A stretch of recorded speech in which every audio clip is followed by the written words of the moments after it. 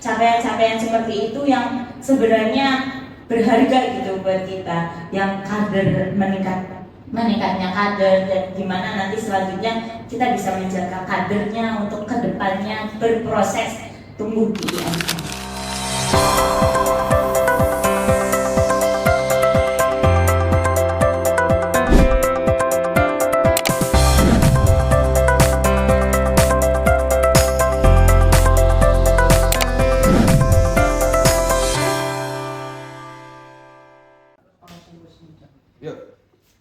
Assalamualaikum warahmatullahi wabarakatuh. Halo teman-teman semua, selamat datang di podcast JP Talk. Nah, pada pagi hari ini sebelum kita mulai podcast, sebelumnya perkenalkan, nama saya Vera Nurhalizah dan rekan saya Muhammad Zaidus Hakim sebagai host yang akan menemani teman-teman semua di podcast pada pagi hari ini.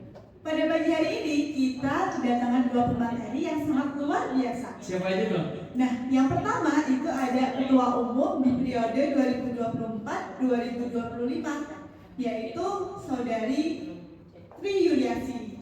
Dan narasumber yang kedua yaitu Ketua IMM JP MIPA WAD periode 2025-2026 yaitu Imawan Akram Firdaus. Ya, mungkin langsung kita panggil aja ya ke sini. Langsung kita panggil aja. Halo Mbak Asih dan Mas Akram, selamat pagi. Gimana nih kabarnya? Alhamdulillah, sehat kalau saya. Bahagia juga hari ini. Alhamdulillah. Tadi kesini naik apa? Naik apa Tom tadi Tom? Kalau saya tadi alhamdulillah karena rumahnya deket ya, jadi jalan kaki aja biar sehat juga. Tum Akram sendiri? Naik motor lah. Oh, siap. Nggak naik truk. Nah, mungkin kita di sini pengen sharing-sharing aja terkait organisasi IMM, tentunya Mbak Asih sebagai Ketua Umum tahun lalu yang pengalamannya sangat luar biasa. Kami di sini pengen sharing, berbagi ilmunya kepada teman-teman semua di sini. Gitu ya, Mas Bayu. Untuk apa yang selanjutnya yaitu Mungkin langsung aja ya, Mbak, langsung saja. karena kita bakalan sharing di 30 menit ke depan. Nah, pertanyaan pertama nih, menurut Mbak Asih tuh bagaimana sih capaian utama Mbak Asih selama di IMMJP MIPA, khususnya di periode 2024-2025? Langsung pertanyaan berat ya nih. Teman-teman yang lain mungkin belum semua kenal kita ya, jadi mungkin perkenalan dulu biar akrab ke depannya. Jadi perkenalkan teman-teman semua, saya Tri Yuliasi atau akrab disapa Asih dari program studi pendidikan matematika. Saya demisioner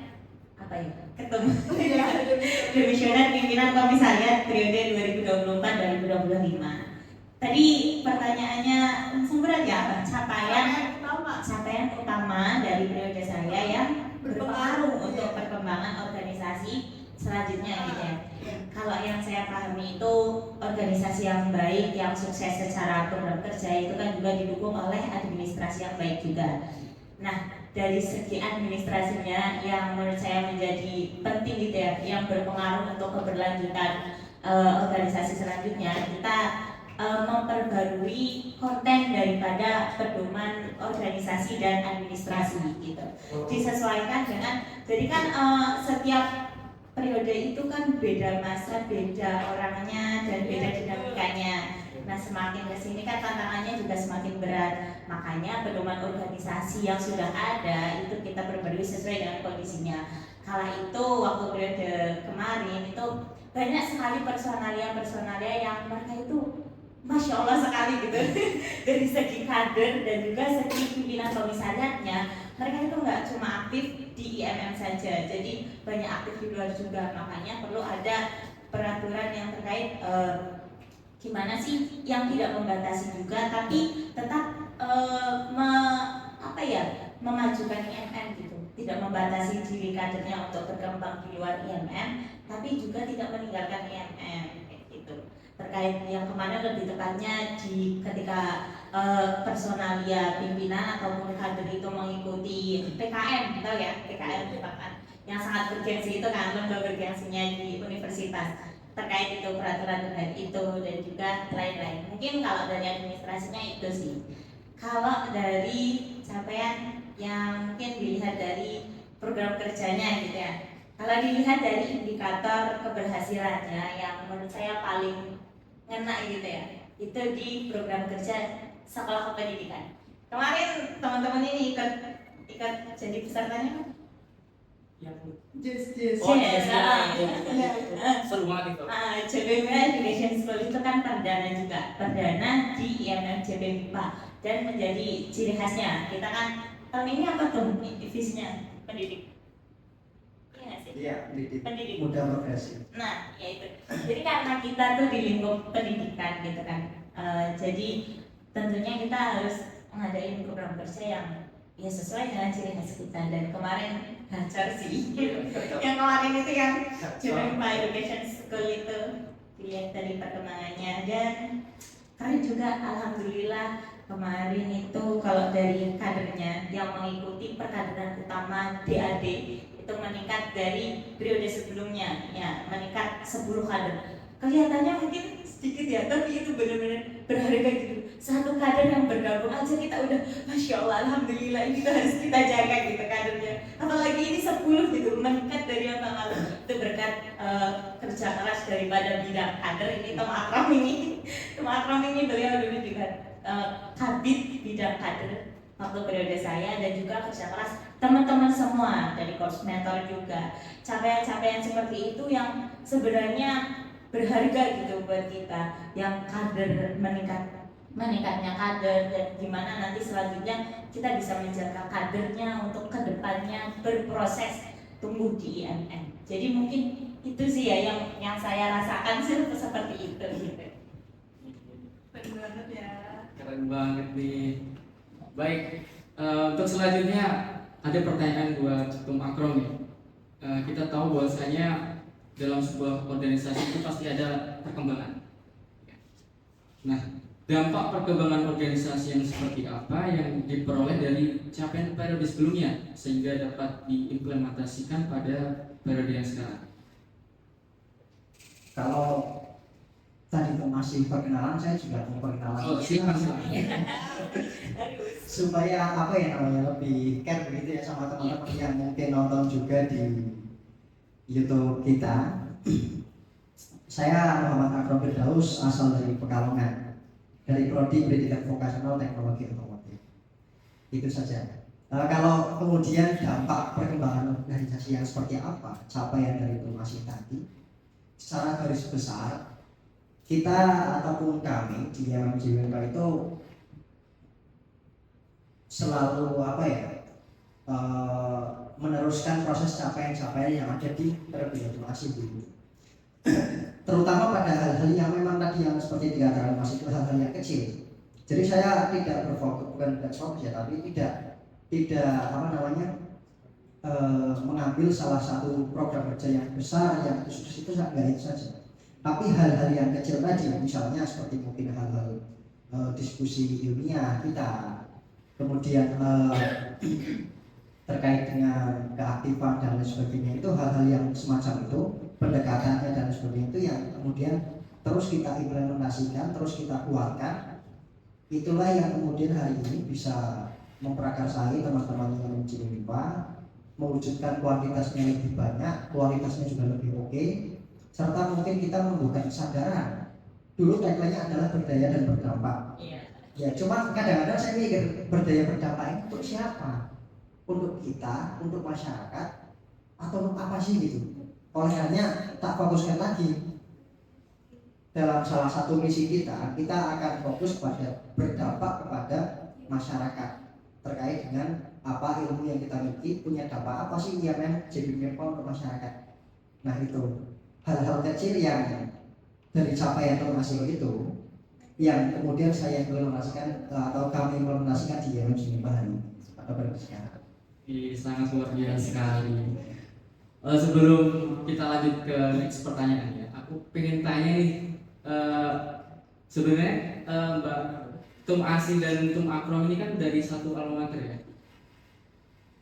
Dulunya. Iya, dulunya. Iya, kebetulan ya satu sekolah. SMK. di SMK. SMK. SMK Muhammadiyah Kajen. SMK Muhammadiyah Kajen. Nah, aku jadi ini nih, apa namanya, kepo nih tentang perkaderan yang ada di sana itu seperti apa sehingga bisa menghasilkan orang-orang yang hebat seperti ini. Mungkin bisa dijawab berdua. Oke. Mana dong Akram? Mungkin itu masih dulu gitu. Oh, kita masih dapat sini. Iya oke, itu lagi dulu ya. Lebih senior. Ya. Kalau yang saya rasain selama 3 tahun di SMK, penadaran kulturalnya ya, kita tuh yang sangat kuat gitu. Jadi selain penanaman ideologinya, tapi praksis gerakannya itu beneran yang gencar banget gitu, disiplin banget kayak gitu sih. Sama sering-sering diskusinya. Mungkin gitu ya. Tambahin Pak. Oh, mungkin tambahin untuk Akram. Perkadarannya seperti apa begitu? Seperti ya hampir sama dengan seperti kita sebenarnya, nggak beda jauh. Cuman sifatnya lebih kayak, jadi kita tinggal di asrama, nggak pulang. Kalau kita sekarang jadi mahasiswa ini pulang ke kos masing-masing. Dulu kita nggak satu atap, satu rumah. Setiap hari itu kegiatannya selalu bersama, dari bangun tidur sampai mau tidur. Dan perkadaran seperti apa kok bisa menjadikan mungkin beberapa di antara kita ini cukup aktif begitu ya di kampus ya. Itu tadi dari bangun tidur kita udah diminta untuk latihan public speaking, itu jujur secara dada dan lain sebagainya. Sampai kemudian mau tidur itu juga harus ada briefingnya lagi, ada kumpul, ada diskusinya lagi. Ya itulah hal-hal yang semacam itu yang kemudian menjaga keharmonisan, kekeluargaan, melatih kepemimpinan, melatih segalanya. Sangat luar biasa sekali. Oke, kita next ke pertanyaan selanjutnya. Buat Tum Akram. Oh, siap. Ada istilah bahwa organisasi yang sukses adalah organisasi yang dapat menciptakan periode selanjutnya lebih baik dari periode sebelumnya. Nah, apakah benar itu terjadi di periode sekarang? Secara prinsip IMM Demika sedang berproses menuju itu. Jadi kalau dikatakan benar, dikatakan sukses kita hari ini ya, saya mengukurnya lewat apa dulu periode sekarang suksesnya itu. Jadi kita masih berproses menuju itu, belum bisa sepenuhnya dikatakan sukses. Karena kita fokus hari ini adalah untuk perkaderan yang lebih terarah, yaitu tadi melahirkan pendidik muda yang progresif karena kita juga di lingkungan pendidikan. Kemudian juga memang ada dampak dari periode sebelumnya tentunya. Periode sebelumnya yang kemudian mempengaruhi periode kita hari ini sampaiannya. Sehingga hari inilah kita mungkin lihat banyak perkembangan di beberapa program kerja. Karena ada 3 fokus yang sejak awal kita terapkan, yaitu adalah 1 pengembangan, pemurnian, dan juga penajaman. 3 fokus itu yang kemudian bisa meningkatkan nilai program kerja itu sendiri. Oke, luar biasa sekali. Mungkin langsung tanya ke Mbak Asih ya. Tadi kan udah dijelasin sama Mas Akram ya.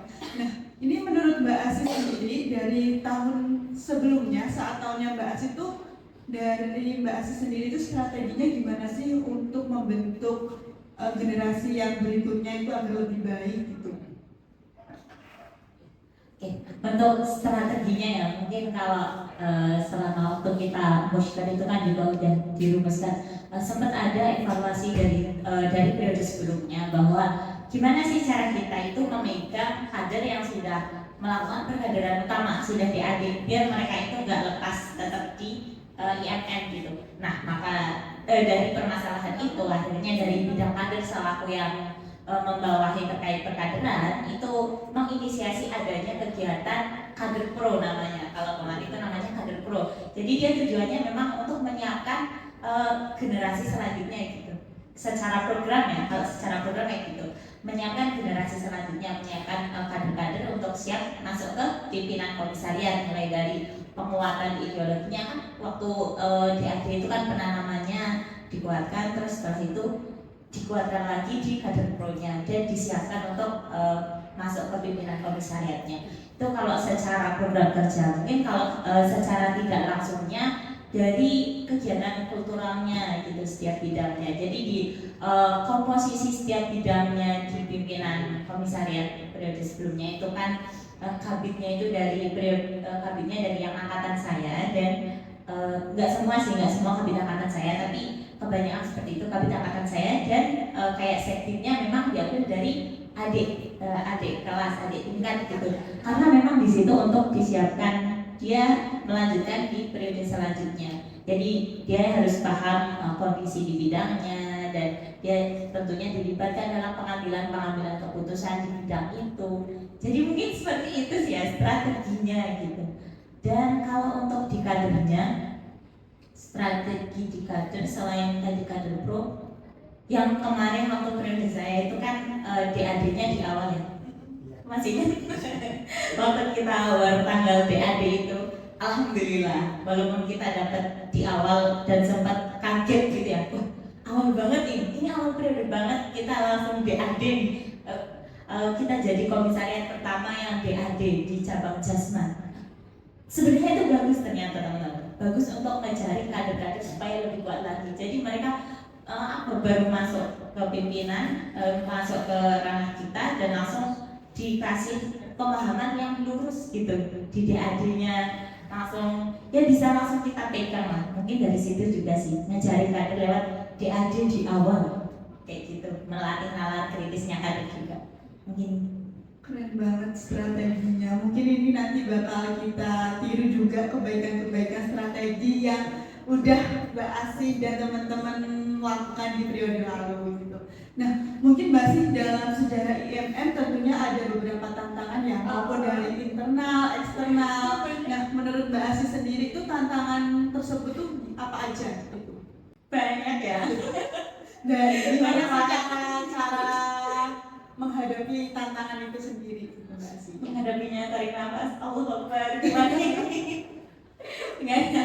Ini kalau difokusin gitu ya, tantangannya apa internal dan eksternal gitu. Kalau di tantangan internalnya tentu semua juga paham gitu.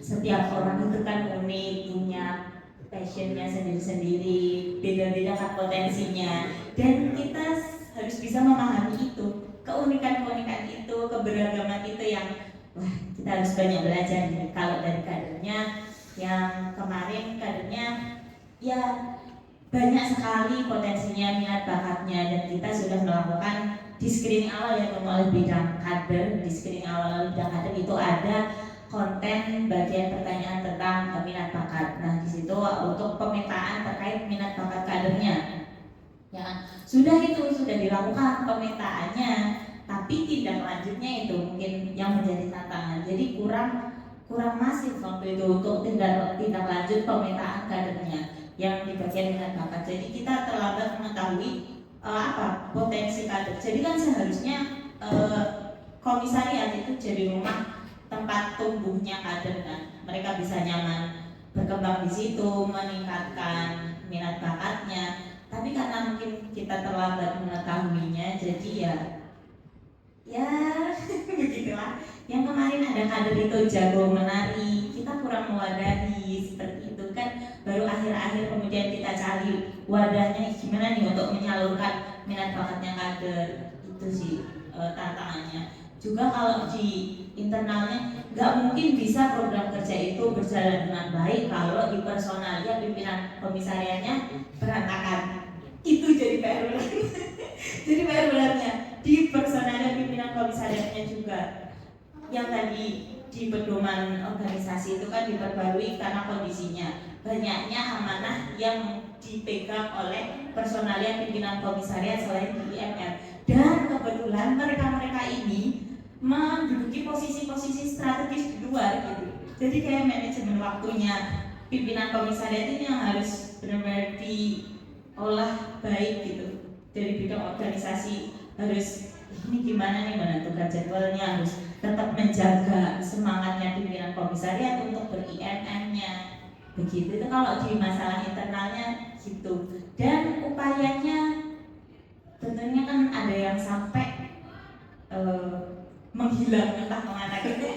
Ada yang sampai menghilang, nggak tahu lah, pokoknya ada yang sampai menghilang entah kemana lama gitu. Ya apa tindakan yang bisa kita lakukan setelah diadakan pembinaan dan termasuk pembinaan dengan pembina. Jadi kita duduk bertemu dengan yang bermasalah ini dengan pembinanya, dan setelah nggak bisa diapa-apain, tindakan mungkin yang bisa dilakukan reshuffle kayak gitu. Gitu. Kalau eksternalnya apa ya teman-teman? Kalau untuk masalah di eksternalnya itu lebih ke kita kan sebagai anak kandung Muhammadiyah juga. Dan di kampus ini kan organisasi, nggak cuma IMM. Jadi mungkin hubungan dengan organisasi selain hubungan dengan organisasi luar, organisasi lain gitu kayak HMPS dan DPR itu yang belum terlalu masif dilakukan untuk komunikasinya dan juga kolaborasi kegiatannya. Sedangkan ini poin pentingnya gitu. Sedangkan kader-kader kita itu banyak yang berdiaspora di organisasi kayak HMPS, BEM, DPR, dan itu juga posisinya juga strategis gitu. Dan ini kita kurang memanfaatkan potensi peluang kayak gitu untuk kemajuan IMM sendiri. Itu yang jadi tantangan kemarin. Oke, itu kalau itu tantangan buat Mbak Asi ya. Iya, untuk periode saya. Periode Mbak Asi. Periode. Mungkin boleh diminum ini ya. Kalau iya, haus ya, ada diminum. Untuk Tum Akrom nih. katanya suruh minum betul. Iya, sambil minum. Untuk Tum Akrom. Kalau menurut Tum Akrom nih, tantangan apa yang Anda hadapi di internal maupun eksternal JPB saat ini?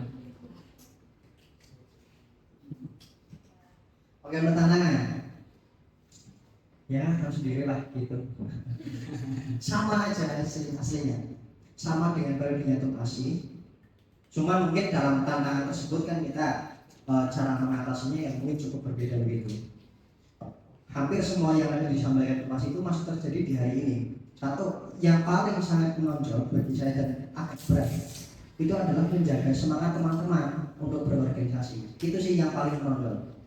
Karena kadang dia ya aktif dimanapun, nggak diaspora kemanapun, tapi benderanya kurang. Nah itu yang apa namanya, gimana nih cara ngatasinya dan lain sebagainya, itu menjadi tantangan tersendiri. Tapi untuk teman-teman yang aktif kemudian diaspora, itu justru kemarin kami apa namanya memberikan waktu seluas-luasnya, memberikan teman-teman silakan untuk berkarya di tempat teman-teman diaspora. Jadi tidak terlalu dipersoalkan. Bila perlu memang menggait kita, ayo kita kolaborasi. Beberapa program kerja kan kita juga di beberapa prodi yang sama begitu kan. Di antara yang membawa 5 prodi, sedangkan himpunan misalnya itu juga anak-anak teman diaspora itu kan membawahi dari himpunan itu sendiri, prodi masing-masing. Nah itu kita coba guide untuk berkolaborasi sehingga tidak meninggalkan salah satu di antara keduanya itu, nggak meninggalkan IMM, tidak meninggalkan pula himpunan. Kalau di internal tantangannya saya rasa 2 hal itu sih. Teman-teman yang sibuk untuk manajemen waktu, gimana cara kemudian mengurusnya atau manajemen waktu itu supaya waktunya apa namanya bisa diluangkan untuk IMM dan juga untuk tidak meninggalkan organisasi luarnya. Yang kedua dari semangatnya. Kalau untuk masalah eksternal, tantangannya yang saya lihat hari ini adalah tantangannya kita memang kurang banyak relasi gitu. Relasi kita masih kurang. Teman-teman dari bidang, teman-teman dari pimpinan komisariat masih minim sekali untuk relasi dengan teman-teman di luar. Misalnya mungkin komisariat lain. Ya mungkin kenal ya beberapa, tapi jaminan kita itu masih kurang. Ya ngopi-ngopinya misalnya, komunikasinya, diskusinya itu kita masih kurang banget. Kemudian dengan amal usaha Muhammadiyah, kita mungkin seringkali minta proposal gitu, sponsor, tapi kita nggak memberikan apa-apa ke sana. Itu kayak saya rasa masih menjadi masalah tantangan kita. Kita belum bisa memberikan dampak untuk mereka apa sih gitu. Nah, juga dengan mungkin lembaga-lembaga yang lain yang relevan dengan yang menjadi kita juga belum ada relasi untuk bersama. Itu sih tantangan internal dan eksternal. Sangat luar biasa sekali kan dan eksternal. Luar biasa. Jadi PR ya. Iya, jadi PR buat kita buat ke kita depan. semua di periode ini untuk periode kedepannya. Nah, dengan perkembangan zaman sendiri, kita juga melihat gimana zaman sekarang seperti inilah Mbak Asih dan Mas Akram ketahui gimana tanggapannya terkait perkembangan zaman saat ini gitu. Dari menurut Mbak Asih dulu gimana? Dari organisasi menghadapi perkembangan zaman itu. Organisasi menghadapi perkembangan zaman ya. Sekarang ini kan perkembangan di teknologinya mungkin ya, perkembangan teknologinya ini kan sudah sangat maju gitu. Apalagi AI sekarang apapun tugas apa aja mesti AI ya kan. Dan seharusnya perkembangan seperti itu bisa menjadikan IMM jadi lebih maju seharusnya kan. Jadi gimana caranya? Mungkin bisa IMM bisa lebih adaptasi dengan majunya teknologi sekarang. Kita kan IMM ini esensinya juga gerakan, selain gerakan intelektualitas juga gerakan akhlak. Kita bisa menyebarkan dakwah-dakwah kita amar ma'ruf nahi munkar melalui bantuan teknologi yang sekarang ada, mungkin melalui dibantu AI seperti itu. Itu sih gimana kita bisa menghadapi tantangan zamannya. Tom Akrom ini yang lebih paham sepertinya. Ditambah Boleh sih langsung ditambahin aja dari pendapat Mbak Asih tadi. Sebenarnya kalau menghadapi tantangan zaman sekarang ini tuh cukup pusing gitu. Karena banyak banget informasi yang mudah masuk ke kita kan. Ya tapi juga teknologi yang sekarang udah dapat mudah diakses, media sosial yang kadang kita itu nggak bisa membedakan mana yang berita, mana yang propaganda. Betul nggak? Kadang-kadang kita susah membedakan antara propaganda dan berita. Misalnya di Instagram, di TikTok dan sebagainya itu kadang-kadang kita bingung ini propaganda atau berita gitu kan. Nah, untuk kemudian menghadapi tantangan itu, saya rasa untuk masing-masing kader IMM itu adalah mengembalikan nilai IMM atau mengembalikan semangat literasinya. Jadi kader itu harus membaca buku itu lah. Minimal membaca buku tentang ideologi Muhammadiyah, membaca buku tentang IMM juga. Nah, baru kemudian kita juga membaca buku tentang ilmu pengetahuan yang lain, teknologi, pendidikan dan sebagainya. Itu untuk menambah wawasan kita. Jadi saya rasa untuk menghadapi dinamisasi tersebut, kader IMM harus tetap membaca. Itu aja sih. Harus tetap membaca supaya nggak gampang katut gitu. Iya kan? Nggak mudah katut. Sebenarnya kan kalau memanfaatkan teknologi itu juga hal yang baik, memudahkan kita dan lain sebagainya. Kayak kemudian misalnya dalam membuat karya tulis kader itu kadang-kadang kan ada yang minta bantuan AI gitu. Ya itu nggak masalah sebenarnya, asalkan buah pemikirannya adalah dari kader itu sendiri. Kemudian dibantu untuk memperbaiki kosakata atau parafrase dan lain sebagainya, itu nggak masalah menurut saya. Tapi kalau teman-teman kader membuat tulisan itu pure nulis sendiri, itu jauh lebih bermakna dan mempunyai nilai tersendiri begitu dibandingkan dengan bantuan AI. Begitu juga dengan mungkin desain ya, PPT dan sebagainya. Sekarang banyak juga yang menggunakan bantuan AI misalnya. Itu nggak masalah bagi saya. Tapi kadang-kadang saya melihat bahwa kalau itu dibuat sendiri oleh kader, itu jauh lebih bermakna, ada nilainya tersendiri begitu. Sehingga untuk menghadapi tantangan zaman itu, saya rasa kader memang terus perlu untuk membaca dan juga untuk selalu belajar hal-hal yang mungkin sifatnya masih konvensional begitu. Supaya satu hal lagi, supaya mungkin paling tidak kita tahu polanya atau strateginya. Gimana sih strategi menulis, gimana sih caranya, polanya dan sebagainya gitu. Berarti ini PR penting ya, harus meningkatkan literasi ya. Oke. Kemudian ada pertanyaan apa lagi nih buat Tum Akrom? Banyak banget ya. Buat Tum Akrom, kita flashback ke belakang tadi ya. Tadi sudah dijelaskan arah gerak masing-masing periode kepemimpinan. Dari pengalaman dan pembelajaran periode sebelumnya, bagaimana arah gerak IMM saat ini dirumuskan Terus apa perbedaan fokus atau strategi yang paling menonjol dari kepemimpinan sekarang? Perbedaan arah gerak kepemimpinan gitu. Yang jelas mungkin satu bedanya, dulu yang mimpin adalah seorang perempuan, sekarang dia laki-laki. Tapi kalau terkait dengan gaya kepemimpinan, saya mengapresiasi betul waktu periode lalu bahwa secara konsolidasi organisasi dan kemudian perkaderan kaderisasi juga itu masih kuat, sehingga itu kekuatan itu yang kemudian kita masih pertahankan, coba untuk pertahankan gitu. Kemudian perbedaan fokus gerakannya, memang ada tadi saya sudah menyebutkan bahwa dulu di perannya Donasi ini membawa tagline berdaya bersama.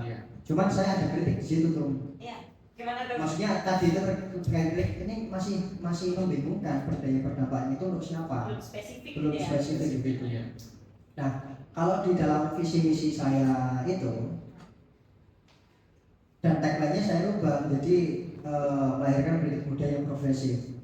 Jadi bagi kita adalah akan melahirkan pendidik muda yang progresif. Dalam artian progresif itu ya selalu dinamis juga, selalu dapat mengikuti perkembangan zaman.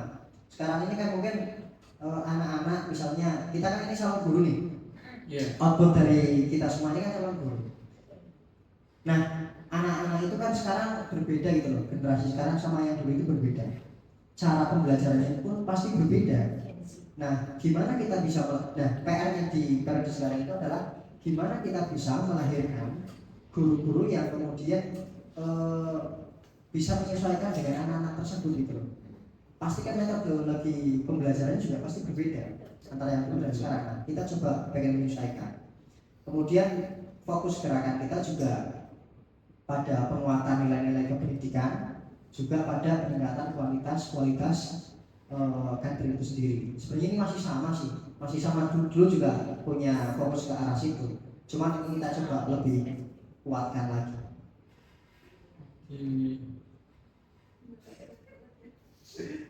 Itu Mas Zahid. Oke, terima kasih buat Mbak Vera. Nah, menurut Mbak Asi sendiri, kalau melihat periodenya Tum Akrom itu sekarang gimana? Berkembang lebih baik atau bagaimana? Menurut Tum Asi sendiri? Pertanyaan yang sangat susah.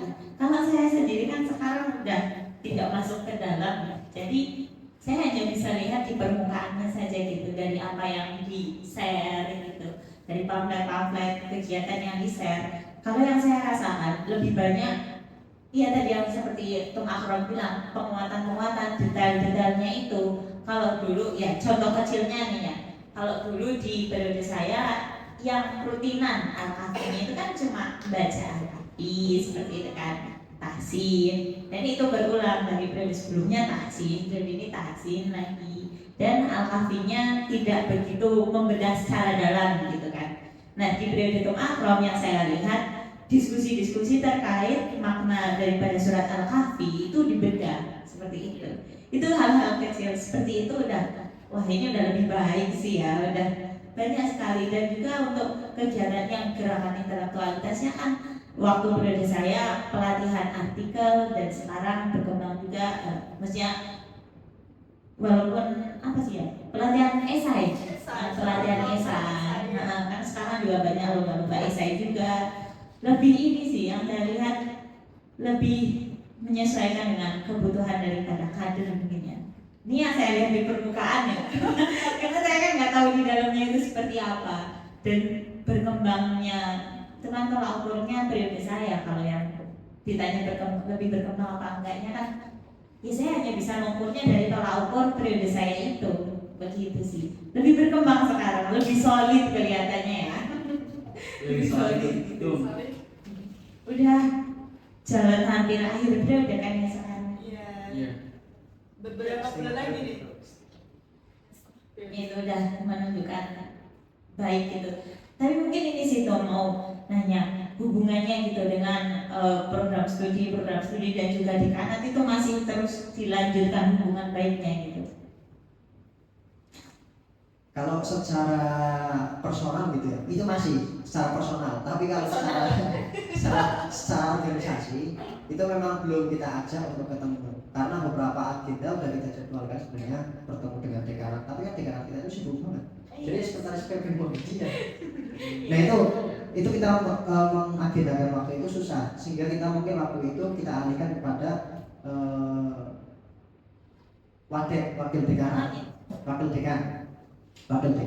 Kemudian pada program-program studi sudah kita jadwalkan sejak awal periode.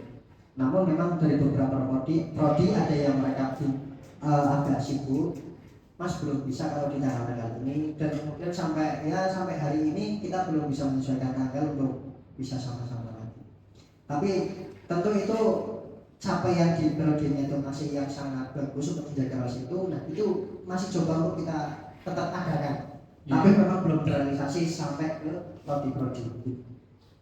Dan itu juga dari kader-kadernya juga ada yang ini kan, yang nggak bisa ikut ke dekanat buat silaturahmi juga. Betul. Nah kalau memang dulu kan hanya PK dan beberapa orang aja, kita coba ajak untuk yang slow, yang ada waktu luang untuk ikut baik kader maupun di komisaris supaya semua ada hubungan. Bagus sekali. Oke, untuk pertanyaan saya tadi kan ke Tum Akron itu kan tentang fokus dan strategi yang menonjol di IMM. Untuk pertanyaan sekarang, strategi apa yang dipakai pada saat ini untuk menjaga para kader itu agar terus aktif gitu? Dan bagaimana pendapat Tum Akron ini tentang kader-kader yang nggak aktif di dalam organisasi dan malah tiba-tiba keluar gitu? Itu bagaimana? Ini pertanyaannya Mas ya, itu selalu ada realitanya. Strategi menjaga kader. Iya benar. Begitu ya? Berada ya. Ya ini cukup memang menjadi tantangan tersendiri sih antara kita juga di pimpinan komisariat, terutama pada bidang kaderisasi. Strategi yang saat ini kita lakukan adalah pendekatan kultural. Jadi kader-kader coba kita ajak untuk selalu berkegiatan apapun itu. Misalnya kemarin saya arahkan pimpinan komisariat itu waktu yang lalu di awal periode bahwa silakan kalau teman-teman mau makan, nggak ada teman, ajak kader gitu. Nah pendekatan yang seperti itulah yang kemudian kan ketika makan itu nanti juga ada ngobrol-ngobrolnya. Jadi ada respect gitu loh antara kader dengan pimpinan komisariat. Nah pendekatan yang seperti itu yang senantiasa kita jadikan strategi utama. Karena kalau selalu dengan kegiatan formalnya, ya kita hanya sebatas ketemu di formal itu kayak ya asiknya cuma di kegiatan aja. Setelah itu hilang. Terus kita kalau butuh apa-apa lagi misalnya ke depan kita mau dengan siapa, nggak punya teman dan sebagainya. Strategi pendekatan kultural itulah yang coba masih terus ditekankan oleh kita pimpinan komisariat dan juga di kaderisasi sama teman-teman mentor. Terutama ya hal-hal yang lain lah, misalnya kita juga futsalan, teman-teman himpunan. Kalau teman-teman yang kader yang kader diaspora begitu, saya akan diajak kader-kadernya supaya mereka juga respect juga dengan IMM. Kemudian kegiatan-kegiatan yang lain yang ya mungkin dengan kehidupan kita lah. Aku senantiasa untuk terus menekankan sama teman-teman kader itu untuk leader itu untuk diajak kadernya. Dan alhamdulillah kemarin setelah 17 kader DAD ini nambah lagi 8 anak. Artinya teman-teman bidang kaderisasi berhasil dalam ya bisa dikatakan berhasil lah dalam mengkader gitu, mencari kader secara kualitas begitu. Karena ya itu udah bagus tuh, karena angkatan 24 sekarang itu hanya sekitar 80-an. Semua 5 prodi ya hanya 80. Kita dapat 30 itu udah bagus. Bagus itu. Udah bagus. Alhamdulillah. Hampir 50%-nya gitu ya. Oke. Dan aku ingat waktu kita dulu kemarin ini apa studi banding ya, Ya, UMS UMS. kan kita sharing-sharing juga tentang perkaderan mereka. Nah itu eh, ada salah satu dari mereka tuh bilang kita tuh sering banget nongkrong sama kader tuh. Nah itu gimana tuh Tum? Apakah kita bisa buat agenda-agenda seperti itu ke depannya? Bisa kita kirakan seperti itu. Ya kalau mau nyari saya biasa di warung PP5 misalnya atau di basa-basi itu ketemu pas sama saya. Kalau mau nongkrong ya, kalau teman-teman mau ketemu mau butuh nongkrong datang aja ke situ. PP5 nih teman-teman. Ya. 24 jam. Ya juga lah. Seringnya di situ lah. Oke. Terus untuk tadi menanggapi kader yang tidak aktif itu bagaimana itu? Ini kader pimpinan komisariat atau non pimpinan komisariat? Non pimpinan komisariat. Kader-kader yang belum aktif.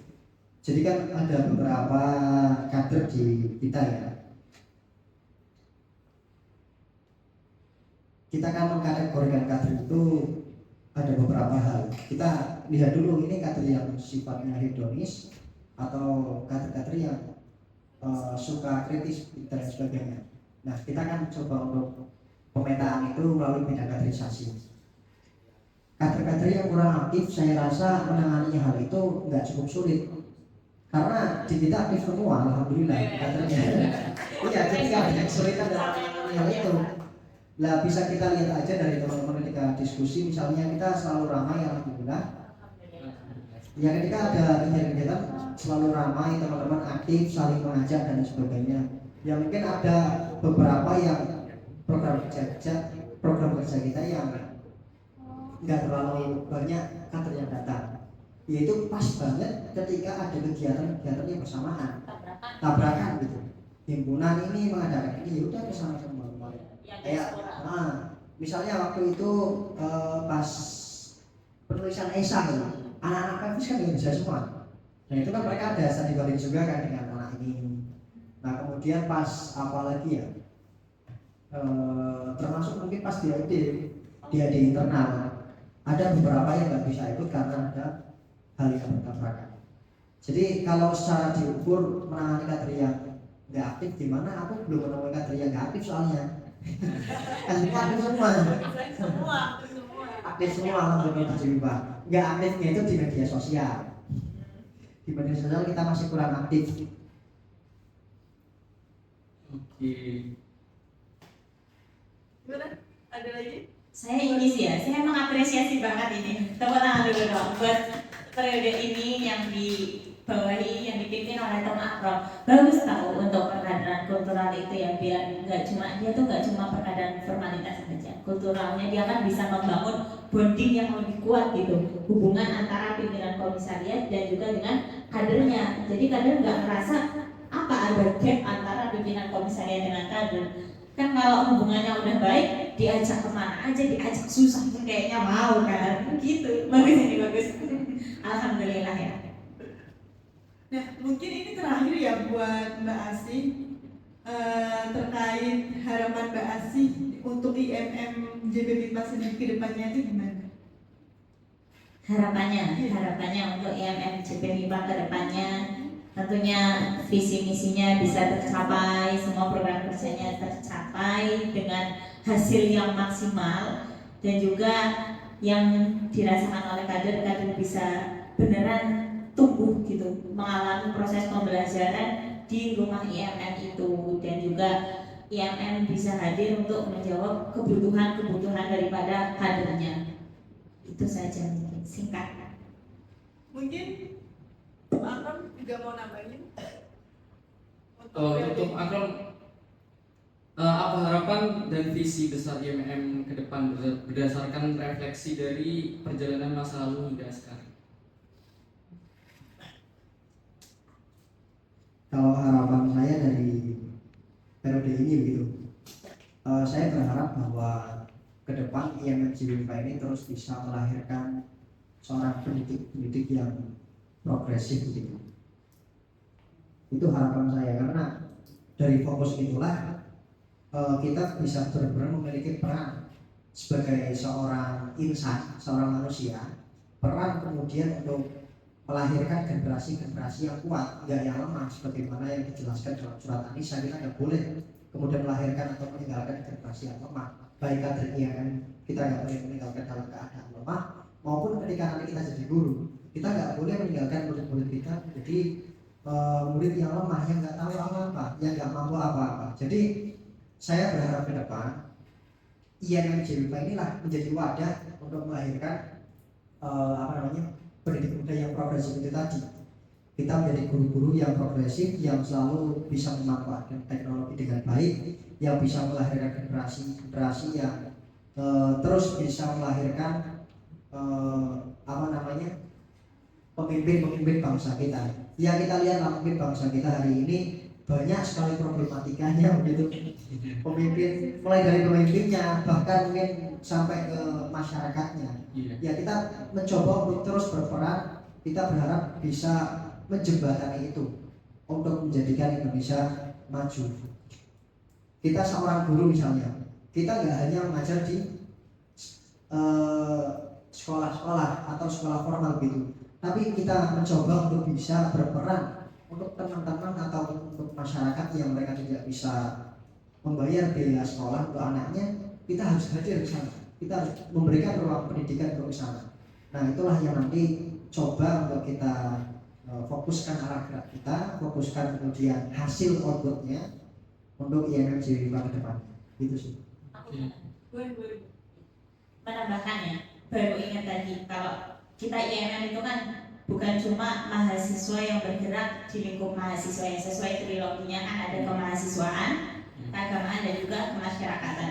Mungkin yang ini juga refleksi evaluasi daripada periode saya. Jadi seperti kurang masif gitu kita berdampak untuk masyarakatnya, seperti terpisah antara mahasiswa dengan masyarakat.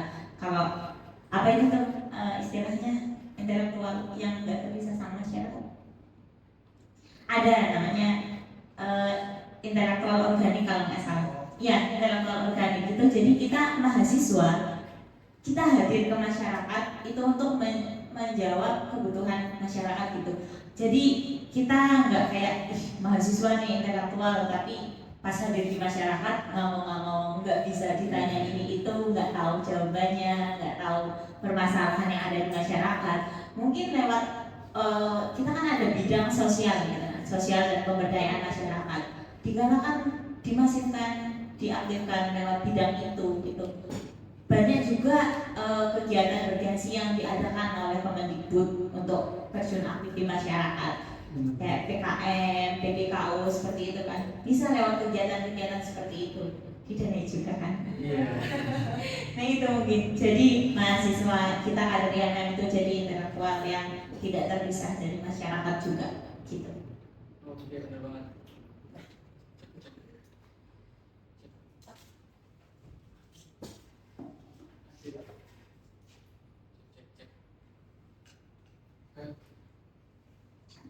Oke,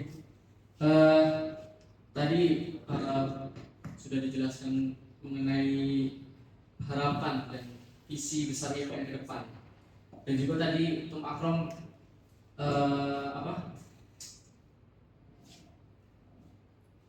Tum Akrom tadi menjelaskan tentang bermanfaat untuk masyarakat. Kebetulan banget nih teman-teman, di Sospem juga ada program yang kita nanti terjun langsung ke masyarakat ya, untuk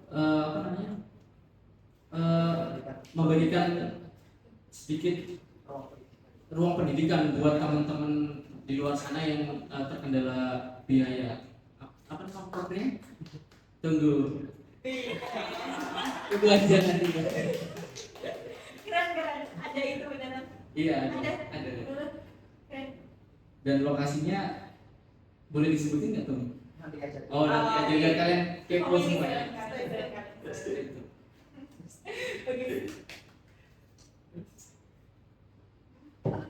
Karena ini ada pertanyaan dari teman-teman Oh, iya. di rumah, boleh pertanyaan buat kedua pemateri pada pagi hari ini. Mungkin langsung saya bacakan aja ya.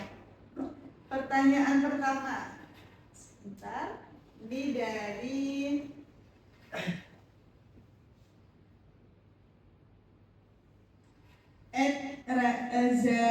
Raini Mumtaz. Ini pertanyaan untuk Tum Asif nih, katanya izin bertanya untuk ketum yang lama Mbak Asif, bagaimana sih caranya memanajemen waktu dari Mbak Asif sendiri, versi Mbak Asif sendiri gitu katanya. Gimana ya cara manajemen waktunya gitu. Saya juga sekarang manajemen waktunya masih belum bagus, belum baik gitu ya. Masih banyak yang keteteran, tapi kalau usaha yang sekarang saya laksanakan, maksudnya udah dari lama juga. Mungkin ini sih sebelum tidur tuh saya ngeplan saya tuh besok pagi mau ngapain sih, biar nggak bingung gitu, biar nggak bingung besok pagi mau ngerjain apa, biar nggak ujung-ujungnya jadi tidur doang, rebahan, scroll IG gitu. Malamnya saya planning, my action plan today itu gimana, my action plan today-nya itu gimana gitu, apa yang mau saya kerjakan besok pagi, dan mana sih sebenarnya yang jadi prioritas gitu kan, tugas prioritas. Ada yang namanya skala prioritas gitu kan, mendesak, penting mendesak, penting tidak mendesak, tidak penting mendesak, tidak penting tidak mendesak. Jadi yang didahulukan itu yang penting dan juga mendesak, terutama yang jadi kewajiban sendiri dulu, kuliah, baru kemudian kewajiban lain yang sekiranya mendesak. Jadi lebih ke situ sih ya, walaupun ternyata realitanya ya masih ada keteterannya juga.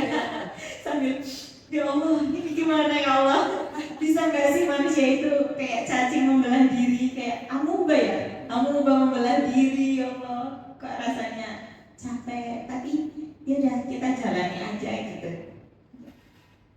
Mungkin itu sih. Terima kasih, semoga buat penanya yang di sana menjawab ya. Nah ini kemudian untuk kedua pemateri nih dari Adzim ya. Nah itu apa saja peran IMM dalam mengatasi krisis moral remaja? Mungkin dari Tum Akrom dulu ya bisa menjawab.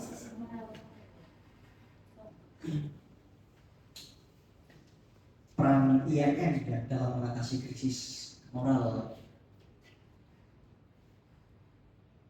Saya rasa banyak sebenarnya peran IMM dalam mengatasi krisis moral itu sendiri.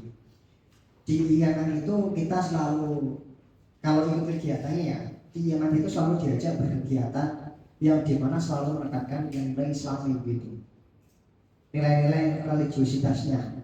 Kalau semisal kita ada acara program kerja, kemudian kita ada bertabrakan waktu sholat, ya kita ukur dulu waktunya. Kemudian biasanya sudah kita planning dan pasti akan kita minta atau kita sebelum mulai gitu, kita sholat dulu gitu, sholat dulu dan sebagainya.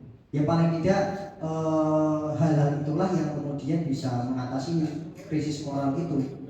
Selain misalnya sholat, perilaku yang kemudian ada di teman-teman IMM, saya rasa nggak perlu kemudian kita kritik kamu itu seperti ini enggak, tapi secara tidak langsung ketika dia sudah bergabung menjadi kader IMM berubah sendiri tuh, nggak tahu kenapa kan? Iya, dari penampilannya kemudian diperbaiki ya kan, kemudian attitude-nya, etikanya, bener nggak? Sering nggak perlu kita omongin, tapi kalau udah masuk IMM berubah sendiri. Entah dari mana dia kemudian punya pikiran untuk berubah. Jadi kalau mau berubah moralnya, mengatasi moral itu ayo gabung dengan IMM. Ya, gitu aja sih dari saya. Oke, terima kasih buat Mbak Sih. Cukup aja. Cukup. Aku mau ini nambahin yang tadi buat Tum Akrom nih. Kan tadi dari Mbak Asih ya tentang manajemen waktu. Nah, kalau Tum Akrom ini seperti apa Ini banyak Karena kegiatannya. pasti banyak kesibukan di luar sana ya. Kalau manajemen waktu saya sendiri nih, ya memang di semester ini 6 juga ya. Mungkin kalian juga merasakan hal yang sama. Memang padat-padatnya, banyak tugas, apalagi saya sudah ngambil mata kuliah sempro juga ada teman-teman sudah sidang begitu.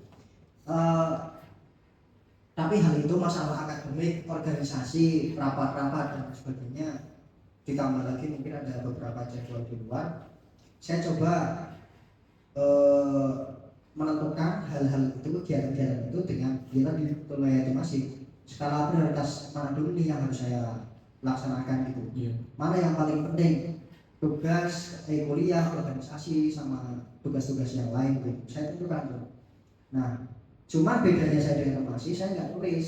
Kalau beliau kan tulis gitu, setiap malam saya tulis. Saya nggak atau Kayaknya semua tuh emang ada gengsi mau nulis ini. ribet. Saya memandangnya ribet. Tapi itu ya mungkin itu lebih baik ditulis ya, karena lebih terstruktur, lebih termanajemen dengan baik.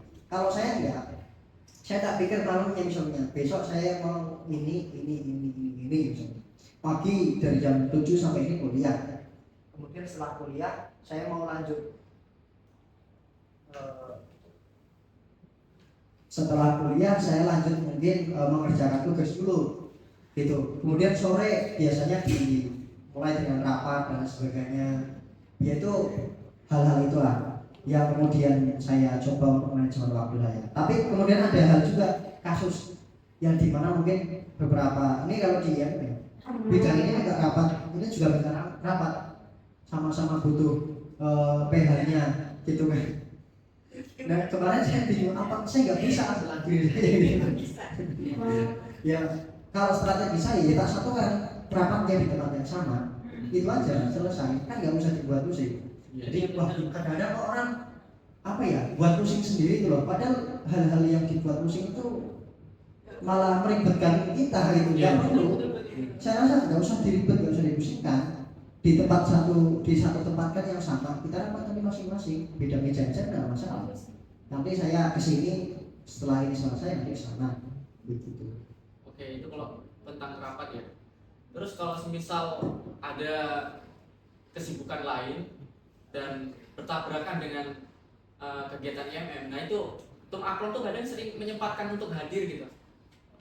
Nah itu gimana sih kok bisa kayak gitu? Kan kadang ada kader yang kayak ambil gak sekalian lah gitu. Teleportasi lah atau teleportasi, jadi langsung Misalnya sana. Nah kalau kegiatan di luar ya misalnya mungkin saya ada tugas mengajar juga atau mungkin tugas jadi instruktur, karena saya juga kebetulan ikut jadi instruktur di cabang Jasman gitu ya, sebagai ya calon instruktur lah. Ya gimana kemudian saya bisa membagi waktunya. Sebenarnya hari ini saya tugas di IMMF ada di tadi. Ini masih tugas, tapi karena ada panggilan dari rumah, ya jadi saya selalu menyempatkan untuk pulang ke rumah. Jadi saya selalu menjadikan yang menjadi itu rumah. Terlebih saya sebagai seorang pemimpinnya gitu kan, saya harus tanggung jawab memastikan gimana anak-anak, gimana teman-teman, gimana kondisinya, acaranya gimana berjalan dengan lancar atau enggak. Paling tidak itu yang harus saya pastikan. Kalau memang pada akhirnya saya nggak bisa hadir, ya paling komunikasi tetap lewat WA begitu ya. Saya tetap ada komunikasi dengan teman-teman yang mungkin mengadakan kerja. Tapi kenapa kalau saya selalu menyempatkan waktu ya itu tadi, saya menjadikan IMMJ ini menjadi rumah, sehingga apapun acaranya, apapun saya pergi kemana, ya saya tetap harus pulang meskipun sebentar. Iya, sebentar. Paling tidak memastikan lagi. Keren banget. Ada lagi mungkin dari Mas Zaid? Aku itu aja karena udah terjawab semua pertanyaan-pertanyaan. Oke, mungkin terima kasih ya Mbak Asri dan Tum Akrom atas sharing diskusinya kita pada pagi hari ini. Semoga kita sama-sama berproses ke depannya lebih baik dan kita bisa menciptakan generasi yang kedepannya juga lebih baik lagi. Amin. Nah, mungkin itu aja. Nanti kita bakal ada podcast selanjutnya dan mungkin pematerinya ada lagi dari teman-teman demisioner, dari PK mungkin gitu. Kalau dari aku cukup gitu. Ada tambahan? Mungkin aku cukup. Oke. Ya, terima kasih ya Mbak Asi dan Tum Akrom.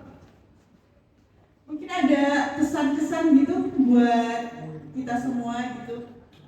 Pesan-pesan selama podcast Tum Akrom. Apa? Pesan kesan ya. Pesan untuk kader. Ya ini sebenarnya ini pesan untuk podcastnya atau untuk kader? Untuk kader ya. Dua-duanya sih. Kader aja. Pesan untuk kader aja. Kader aja kalau. Pesan untuk teman-teman kader khususnya yang MJB teman-teman bahwa berorganisasi itu nggak akan rugi kok.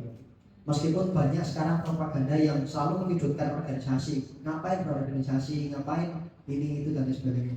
Tapi jujur nggak akan rugi kalau teman-teman serius dalam berorganisasi. Kalau teman-teman fokus ya pada pelatihan atau peningkatkan skill teman-teman dalam organisasi itu sendiri. Jadi jangan pernah sungkan, jangan pernah malas dalam berorganisasi, karena dalam organisasi itu pasti ada nilai yang kemudian tidak teman-teman dapatkan dalam program-program yang sifatnya singkat.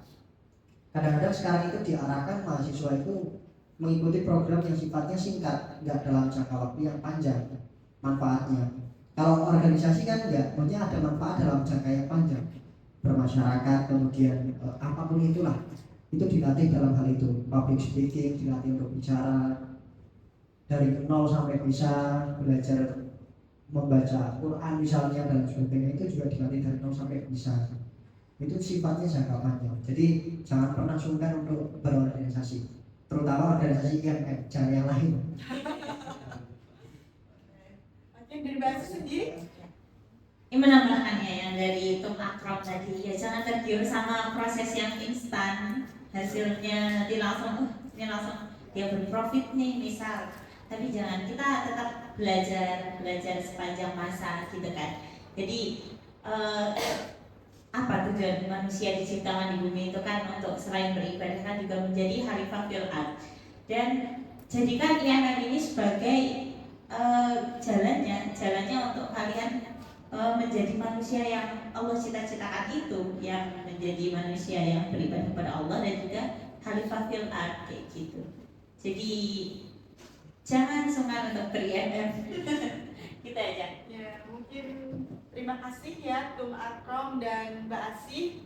Semoga kita bisa bertemu di lain waktu, dan buat teman-teman di rumah saksikan terus podcast IMMJP MIPA dan jangan lupa subscribe di IMMJP MIPA. Apa nama channelnya? IMJP MIPA UAD.